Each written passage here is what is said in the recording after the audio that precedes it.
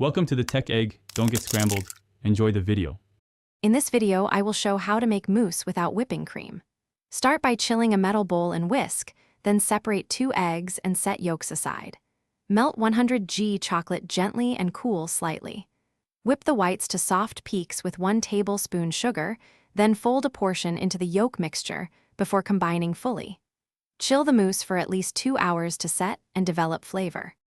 Begin by melting 100 g chocolate over a gentle bain-marie and let it cool until warm but not hot.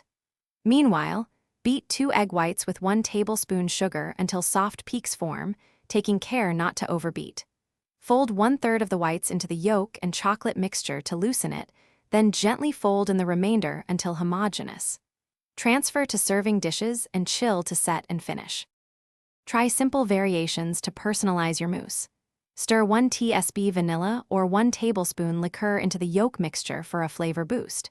For fruit mousse, fold in 50 g puree instead of extra chocolate, and for a deeper chocolate result, add 2 tablespoon cocoa powder.